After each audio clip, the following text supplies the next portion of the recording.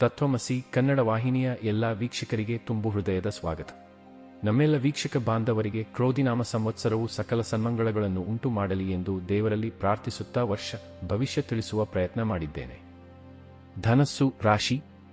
ಗುರುವು ಪಂಚಮ ಭಾವದಲ್ಲಿ ಏಪ್ರಿಲ್ ತಿಂಗಳವರೆಗೂ ಸಂಚರಿಸುತ್ತಾನೆ. ಶನಿಯು 3ನೆಯ ಮನೆಯಲ್ಲಿ ಸಬಲನಾಗಿದ್ದಾನೆ. ಆದರೆ ರಾಹು ಕೇತುಗಳು ಮಾತ್ರ ನಿಮಗೆ ಅಶುಭ ಫಲಗಳನ್ನು ನೀಡುತ್ತಾರೆ. ಏಪ್ರಿಲ್ ತಿಂಗಳವರೆಗೂ ಕೈ ಹಾಕಿದ ಪ್ರತಿಯೊಂದು ಕೆಲಸ ಕಾರ್ಯಗಳಲ್ಲಿಯೂ ಸುಲಭದ ರೀತಿಯಲ್ಲಿ ಯಶಸ್ಸನ್ನು ಗಳಿಸುವಿರಿ.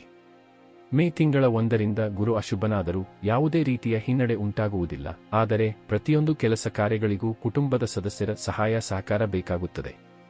ಸತತ ಪರಿಶ್ರಮವಿದ್ದರೂ ಕೆಲಸ ಕಾರ್ಯಗಳು ನಿಧಾನಗತಿಯಲ್ಲಿ ಸಾಗುತ್ತವೆ. ಕುಟುಂಬದಲ್ಲಿನ ಎಲ್ಲರ ಆರೋಗ್ಯದಲ್ಲಿ ಚೇತರಿಕೆ ಕಂಡುಬರುತ್ತದೆ. ತೆಗೆದುಕೊಂಡ ತೀರ್ಮಾನಗಳನ್ನು ಅನವಶ್ಯಕವಾಗಿ ಬದಲಾಯಿಸಿದರೆ ತೊಂದರೆ ಖಚಿತ. ಸ್ನೇಹಿತರು ಮತ್ತು ಹತ್ತಿರದ ಬಂಧುಗಳಿಂದ ಪ್ರತಿಯೊಂದು ವಿಚಾರದಲ್ಲಿಯೂ ಉತ್ತಮ ಸಹಾಯ ಸಹಕಾರ ದೊರೆಯುತ್ತದೆ. ಶನಿಯು ಶಕ್ತನಾಗಿ ಇರುವ ಕಾರಣ ಯಾವುದೇ ಕೆಲಸವಾದರೂ ಗೆಲ್ಲುವವರೆಗೂ ವಿಶ್ರಮಿಸುವುದಿಲ್ಲ. ಸ್ವಂತ ಬಳಕೆಗಾಗಿ ಹೊಸ ವಾಹನಗಳನ್ನು ಕೊಳ್ಳುವಿರಿ. ಎಲ್ಲರೊಂದಿಗೆ ಯಾತ್ರಾ ಸ್ಥಳಕ್ಕೆ ಪ್ರವಾಸಕ್ಕೆ ತೆರಳುವಿರಿ. ಮಕ್ಕಳೊಂದಿಗೆ ಮನಸ್ತಾಪ ಉಂಟಾದರೂ ಮಾತುಕತೆಯಿಂದ ಪರಿಹಾರಗೊಳ್ಳಲಿದೆ. ಮನಸೆಳೆಯುವ ಮಾತುಕತೆಯಿಂದ ನಿಮ್ಮ ನೆಚ್ಚಿನ ಕೆಲಸ ಕಾರ್ಯಗಳಲ್ಲಿ ಯಶಸ್ಸನ್ನು ಗಳಿಸುವಿರಿ. ಹಣಕಾಸಿನ ಸ್ಥಿತಿ 2024 ಮತ್ತು 2025 ರ ಅವಧಿಯಲ್ಲಿ ಧನು ರಾಶಿಯ ಅಧಿಪತಿ ಗ್ರಹವಾದ ಗುರು ಕೆಲವು ಅನಿರೀಕ್ಷಿತ ವೆಚ್ಚಗಳು ಮತ್ತು ಆರ್ಥಿಕ ಸವಾಲುಗಳನ್ನು ತರಬಹುದು. ಆದಾಗ್ಯೂ ನಿಮ್ಮ ಜಾತಕದಲ್ಲಿ ಶನಿ ಸಂಚರಿಸುವುದರಿಂದ ಶಿಕ್ಷಣ, ಪ್ರಯಾಣ ಅಥವಾ ಹೂಡಿಕೆಗಳ ಮೂಲಕ ಆರ್ಥಿಕ ಬೆಳವಣಿಗೆಗೆ ನಿಮಗೆ ಅವಕಾಶಗಳಿವೆ.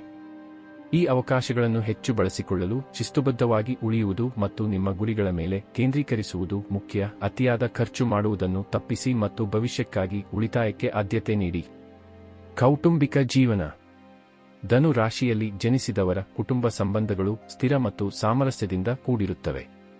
ಸಂವಹನಕ್ಕೆ ಆದ್ಯತೆ ನೀಡುವುದು ಮತ್ತು ನಿಮ್ಮ ಕುಟುಂಬ ಸದಸ್ಯರ ಬಗ್ಗೆ ಸಕಾರಾತ್ಮಕ ಮತ್ತು ಗೌರವಯುತ ಮನೋಭಾವವನ್ನು ಕಾಪಾಡಿಕೊಳ್ಳುವುದು ಮುಖ್ಯ. ಮುಕ್ತ ಮತ್ತು ಪ್ರಾಮಾಣಿಕ ಸಂವಹನದ ಮೂಲಕ ಯಾವುದೇ ಸಂಘರ್ಷಗಳು ಅಥವಾ ತಪ್ಪು ತಿಳುವಳಿಕೆಗಳನ್ನು ಪರಿಹರಿಸುವುದು ಈ ಅವಧಿಯಲ್ಲಿ ನಿಮ್ಮ ಕುಟುಂಬ ಸಂಬಂಧಗಳನ್ನು ಮತ್ತಷ್ಟು ಬಲಪಡಿಸುತ್ತದೆ.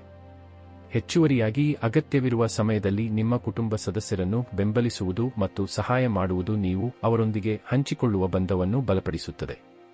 ವೃತ್ತಿಜೀವನ. ಧನು ರಾಶಿಯಲ್ಲಿ ಜನಿಸಿದವರಿಗೆ ಗ್ರಹಗಳ ಸ್ಥಾನಗಳು 2024 ಮತ್ತು 2025 ರ ಅವಧಿಯು ನಿಮ್ಮ ವೃತ್ತಿಜೀವನದಲ್ಲಿ ಕೆಲವು ಹೊಸ ಅವಕಾಶಗಳು ಮತ್ತು ಸವಾಲುಗಳನ್ನು ತರಬಹುದು.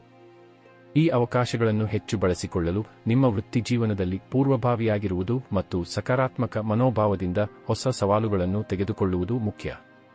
ನೆಟ್ವರ್ಕಿಂಗ್ ಮತ್ತು ಮಾರ್ಗದರ್ಶಕರ ಸಲಹೆಯನ್ನು ಪಡೆಯುವುದು ಸಹ ಈ ಅವಧಿಯಲ್ಲಿ ನಿಮ್ಮ ವೃತ್ತಿಜೀವನದ ಗುರಿಗಳನ್ನು ಸಾಧಿಸುವಲ್ಲಿ ಪ್ರಯೋಜನಕಾರಿಯಾಗಲಿದೆ.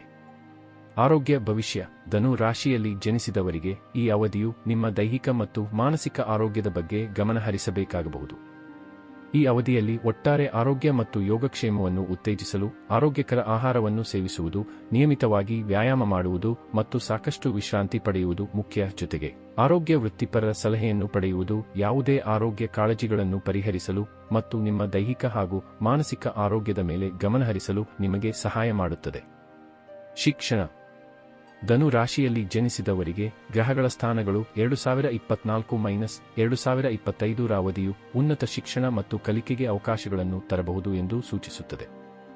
ಈ ಅವಕಾಶಗಳನ್ನು ಹೆಚ್ಚು ಬಳಸಿಕೊಳ್ಳಲು ನಿಮ್ಮ ಶಿಕ್ಷಣಕ್ಕೆ ಆದ್ಯತೆ ನೀಡುವುದು ಮತ್ತು ಕಲಿಕೆ ಮತ್ತು ಬೆಳವಣಿಗೆಗೆ ಅವಕಾಶಗಳನ್ನು ಹುಡುಕುವುದು ಮುಖ್ಯ. ಇದು ಸುಧಾರಿತ ಕೋರ್ಸ್ಗಳಿಗೆ ಸೇರುವುದು, ಪದವಿಯನ್ನು ಮುಂದುವರಿಸುವುದು ಅಥವಾ ನಿಮ್ಮ ಆಸಕ್ತಿಯ ಕ್ಷೇತ್ರಕ್ಕೆ ಸಂಬಂಧಿಸಿದ ಕಾರ್ಯಾಗಾರಗಳು ಅಥವಾ ಸಮ್ಮೇಳನಗಳಿಗೆ ಹಾಜರಾಗುವುದನ್ನು ಒಳಗೊಂಡಿರಬಹುದು.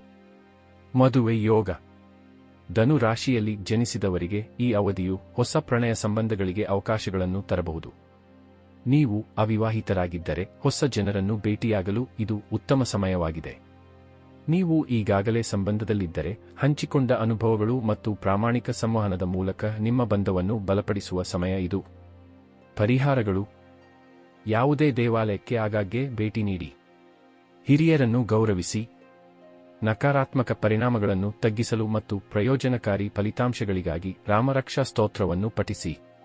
ಅನಾಥಾಶ್ರಮಗಳಿಗೆ ಹಣವನ್ನು ದಾನ ಮಾಡಿ.